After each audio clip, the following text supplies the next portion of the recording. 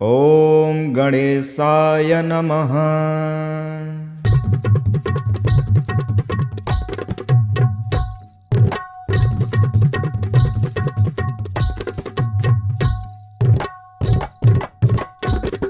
मुदाकराक्तमोदकं सदा विमुक्तसाधकं कलाधरावतंसकं विलासिलोकरञ्जनम् अनायकैकनायकं विनाशिदेभदैत्यकं नताशुभाशुनाशकं नमामि तं विनायकम्। न तेतरातिभीकरं नवोदितार्कभास्वरं नमत्सुरारिनिर्जरं नताधिकापदुद्धरं सुरेश्वरं निधीश्वरं गजेश्वरं गणेश्वरं महेश्वरं तमाश्रये परात्मरं निरन्तरं समस्तलोकशङ्करं निरस्तदैत्यकुञ्जरं दरेतरोदरं वरं वरे भवक्त्रमक्षरं कृपाकरं क्षमाकरं मुदाकरं यशस्करं नमस्करं नमस्कृतां नमस्करोमि भास्वरम्। अकिञ्चनार्तिमार्जनं चिरन्तनोक्तिभाजनं पुरारिपूर्वनन्दनं सुरारिगर्वचर्वणं प्रपञ्चनाशभीषणं धनञ्जयादिभूषणं कपोलदानवारणं भजे पुराणवारणम्।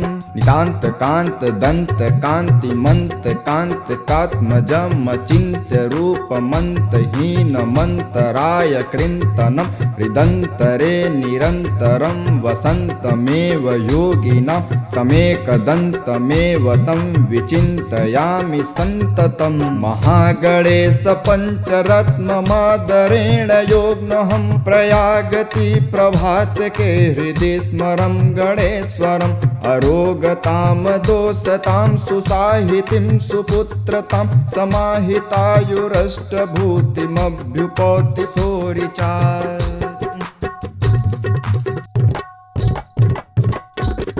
मुदाकराक्तमोदकं सदा विमुक्तसाधकं कलाधरावतंसकं विलासिलोकरञ्जनम् अनायकैकनायकं विनाशिदेभदैत्यकं नताशुभाशुनाशकं नमामि तं विनायकम्।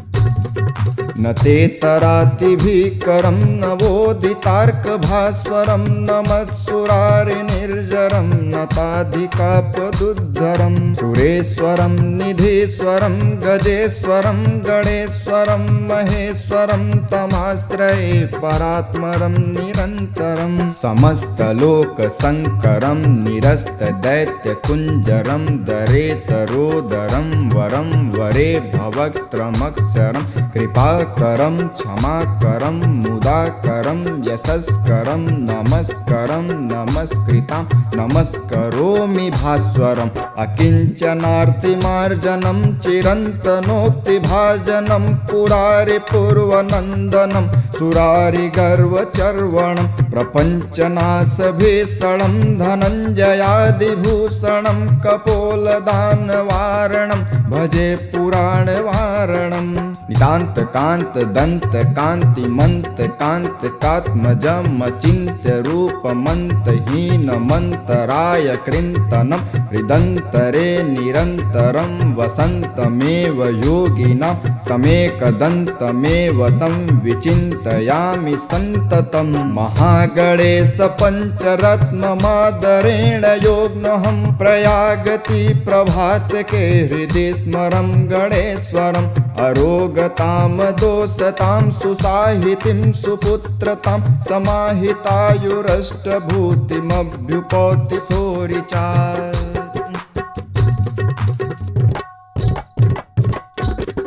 मुदाकराक्तमोदकं सदा विमुक्तसाधकं कलाधरावतंसकं विलासिलोकरञ्जनम् अनायकैकनायकं विनाशिदेभदैत्यकं नताशुभाशुनाशकं नमामि तं विनायकम्।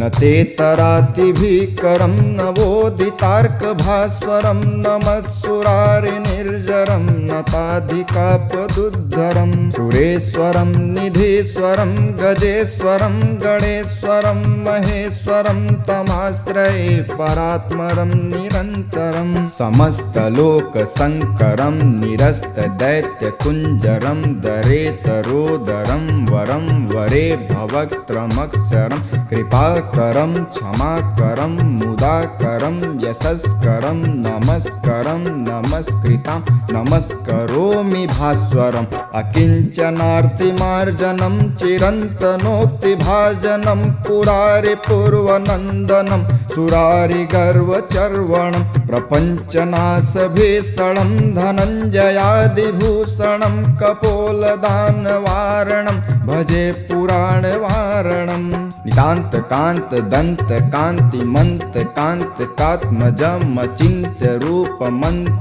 नितान्तकान्तदन्तकान्तिमन्तकान्तकात्मजमचिन्त्यरूपमन्तहीनमन्तराय कृन्तनं हृदन्तरे निरन्तरं वसन्तमेव योगिनां तमेकदन्तमेव तं विचिन्तयामि सन्ततं महागणेश पञ्चरत्नमादरेण योग्नहं प्रयागति प्रभातके हृदि स्मरं गणेश्वरम् अरोगतां दोषतां सुसाहितिं सुपुत्रतां समाहितायुरष्टभूतिमभ्युपौति सोरिचात्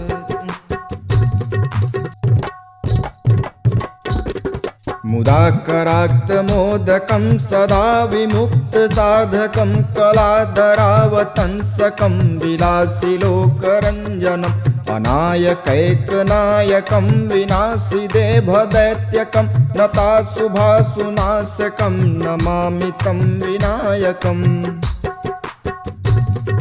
न ते तरातिभीकरं नवोदितार्कभास्वरं नमत्सुरारिनिर्जरं नताधिकापदुद्धरं सुरेश्वरं निधीश्वरं गजेश्वरं गणेश्वरं महेश्वरं तमाश्रये परात्मरं निरन्तरं समस्तलोकशङ्करं निरस्तदैत्यकुञ्जरं दरेतरोदरं वरं वरे भवक्त्रमक्षरं कृपाकरं क्षमाकरं मुदाकरं यशस्करं नमस्करं नमस्कृतां नमस्करोमि भास्वरम् अकिञ्चनार्तिमार्जनं चिरन्तनोक्तिभाजनं पुरारिपूर्वनन्दनं सुरारिगर्वचर्वणं प्रपञ्चनाशभीषणं धनञ्जयादिभूषणं कपोलदानवारणं भजे पुराणवारणम्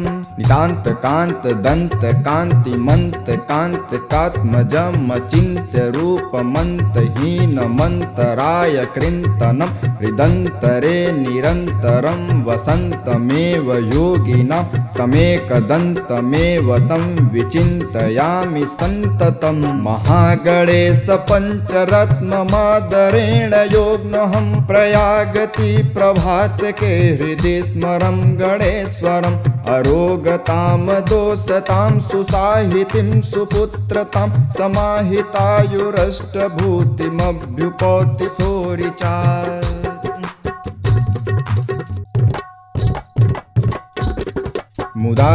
मुदाकराक्तमोदकं सदा विमुक्तसाधकं कलाधरावतंसकं विलासिलोकरञ्जनम् अनायकैकनायकं विनाशिदेभदैत्यकं नताशुभाशुनाशकं नमामि तं विनायकम् न ते तरातिभीकरं नवोदितार्कभास्वरं नमत्सुरारिनिर्जरं नताधिकापदुद्धरं सुरेश्वरं निधीश्वरं गजेश्वरं गणेश्वरं महेश्वरं तमाश्रये परात्मरं निरन्तरं समस्तलोकशङ्करं निरस्तदैत्यकुञ्जरं दरेतरोदरं वरं वरे भवक्त्रमक्षरं कृपा कृपाकरं क्षमाकरं मुदाकरं यशस्करं नमस्करं नमस्कृतां नमस्करोमि भास्वरम् अकिञ्चनार्तिमार्जनं चिरन्तनोक्तिभाजनं पुरारिपूर्वनन्दनं सुरारिगर्वचर्वणं प्रपञ्चनाशभीषणं धनञ्जयादिभूषणं कपोलदानवारणं भजे पुराणवारणं नितान्तकान्तदन्तकान्तिमन्तकान्तकात्मजमचिन्त्यरूपमन्तहीनमन्तराय कृन्तनं हृदन्तरे निरन्तरं वसन्तमेव योगिनां तमेकदन्तमेव तं विचिन्तयामि सन्ततं महागणेश पञ्चरत्नमादरेण योग्नहं प्रयागति प्रभातके हृदि स्मरं गणेश्वरम् अरोगतां दोषतां सुसाहितिं सुपुत्रतां समाहितायुरष्टभूतिमभ्युपौति सोरिचा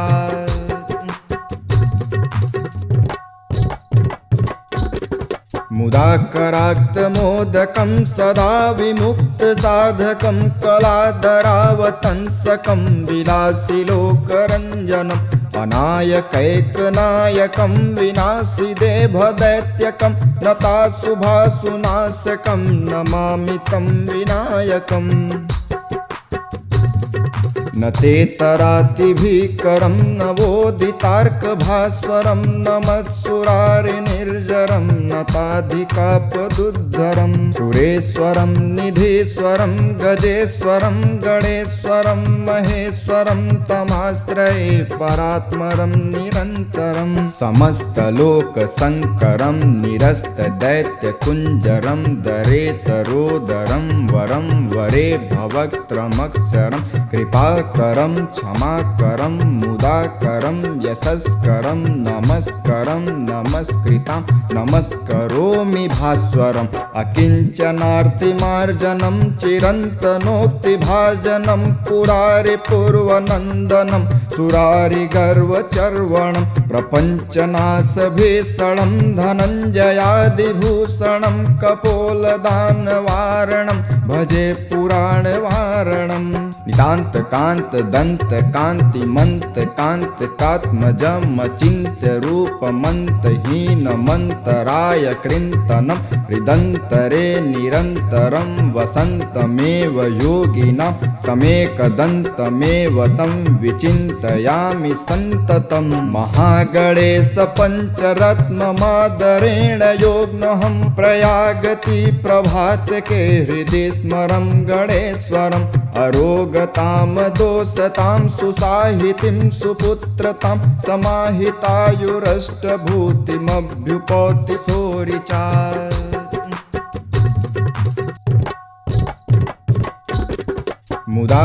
मुदाकराक्तमोदकं सदा विमुक्तसाधकं कलाधरावतंसकं विलासिलोकरञ्जनम् अनायकैकनायकं विनाशिदेभदैत्यकं नताशुभाशुनाशकं नमामि तं विनायकम्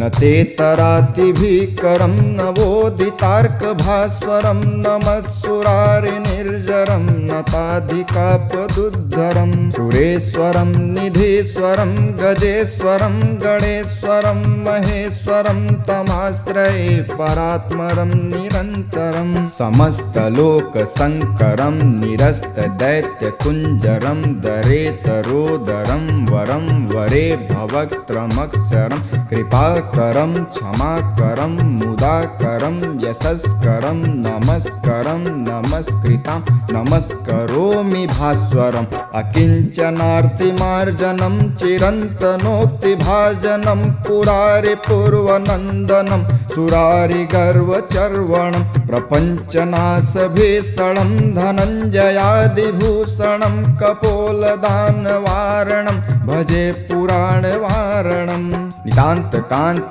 दन्त कान्तिमन्त कान्तिकात्मजम् अचिन्त्य रूपमन्त हीनमन्तराय कृन्तनं हृदन्तरे निरन्तरं वसन्तमेव योगिनां तमेकदन्तमेव तं विचिन्तयामि सन्ततं। महागणेश पञ्चरत्नमादरेण योग्नहं प्रयागति प्रभातके हृदि स्मरं गणेश्वरम् अरोगतां दोषतां सुसाहितिं सुपुत्रतां समाहितायुरष्टभूतिमभ्युपौति सोरिचा।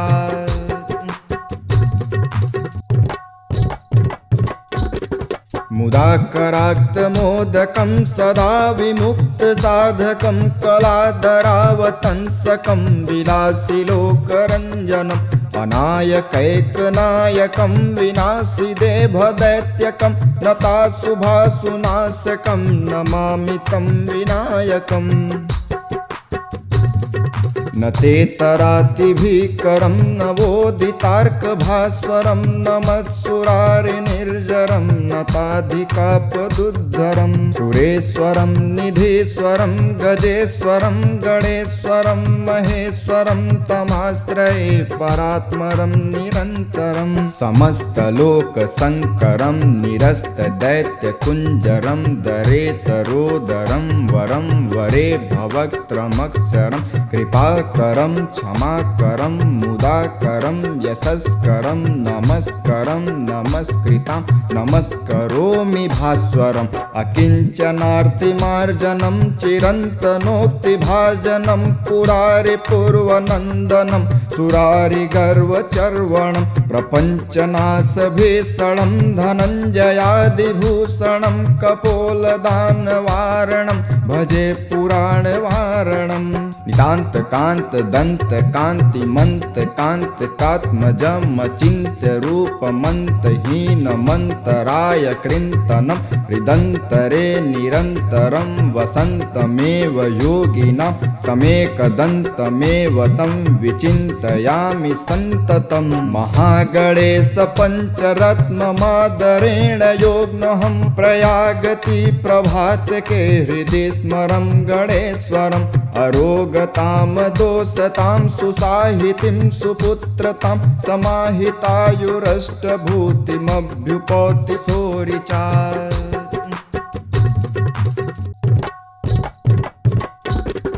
मुदाकराक्तमोदकं सदा विमुक्तसाधकं कलाधरावतंसकं विलासिलोकरञ्जनम् अनायकैकनायकं विनाशिदेभदैत्यकं नताशुभाशुनाशकं नमामि तं विनायकम्।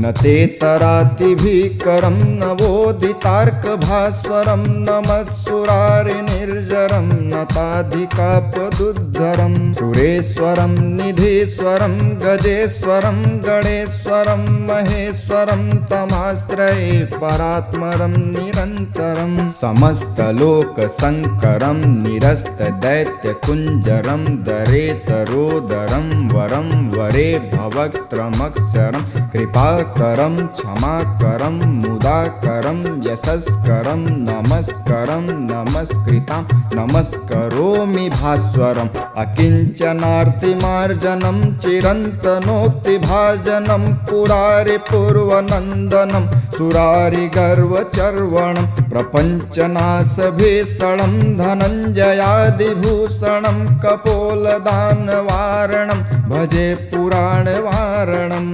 नितान्त कान्त दन्त कान्तिमन्त कान्तिकात्मजम् अचिन्त्य रूपमन्त हीनमन्तराय कृन्तनं हृदन्तरे निरन्तरं वसन्तमेव योगिनां तमेकदन्तमेव तं विचिन्तयामि सन्ततं। महागणेश पञ्चरत्नमादरेण योग्नहं प्रयागति प्रभातके हृदि स्मरं गणेश्वरम् अरोगतां दोषतां सुसाहितिं सुपुत्रतां समाहितायुरष्टभूतिमभ्युपौति सोरिचा।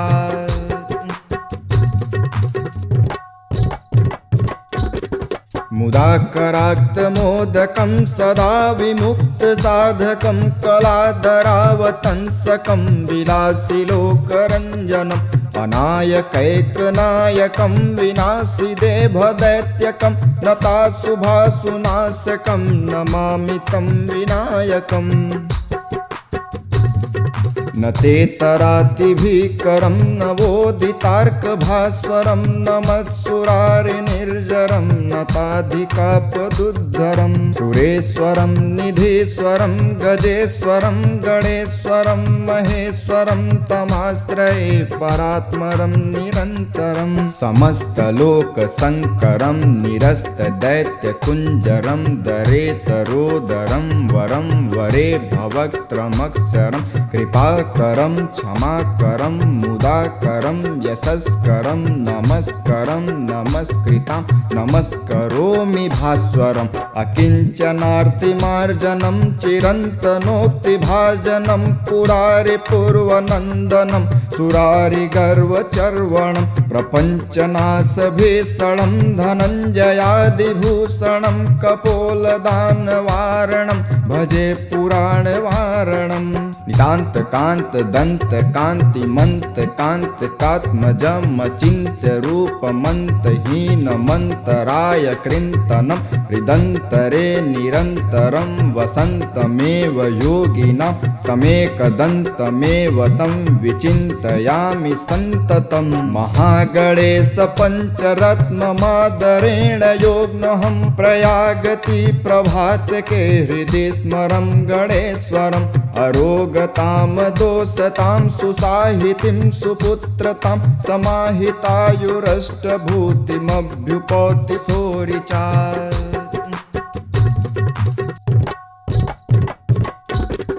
मुदाकराक्तमोदकं सदा विमुक्तसाधकं कलाधरावतंसकं विलासिलोकरञ्जनम् अनायकैकनायकं विनाशिदेभदैत्यकं नताशुभासुनाशकं नमामि तं विनायकम् न तेतरातिभीकरं नवोदितार्कभास्वरं नमत्सुरारिनिर्जरं नताधिकापदुद्धरं सुरेश्वरं निधीश्वरं गजेश्वरं गणेश्वरं महेश्वरं तमाश्रये परात्मरं निरन्तरं समस्तलोकशङ्करं निरस्तदैत्यकुञ्जरं दरेतरोदरं वरं वरे भवक्त्रमक्षरं कृपाकरं क्षमाकरं मुदाकरं यशस्करं नमस्करं नमस्कृतां नमस्करोमि भास्वरम् अकिञ्चनार्तिमार्जनं चिरन्तनोक्तिभाजनं पुरारिपूर्वनन्दनं सुरारिगर्वचर्वणं प्रपञ्चनाशभीषणं धनञ्जयादिभूषणं कपोलदानवारणं भजे पुराणवारणम् नितान्तकान्तदन्तकान्तिकात्मजमचिन्त्यरूपमन्तहीनमन्तराय कृन्तनं हृदन्तरे निरन्तरं वसन्तमेव योगिनां तमेकदन्तमेव तं विचिन्तयामि सन्ततं महागणेश पञ्चरत्नमादरेण योग्नहं प्रयागति प्रभातके हृदि स्मरं गणेश्वरम् अरोगतां दोषतां सुसाहितिं सुपुत्रतां समाहितायुरष्टभूतिमभ्युपौति सोरिचा इति श्री शंकराचार्य कृतं गणेश पंचरत्न स्तोत्रं संपूर्णम्।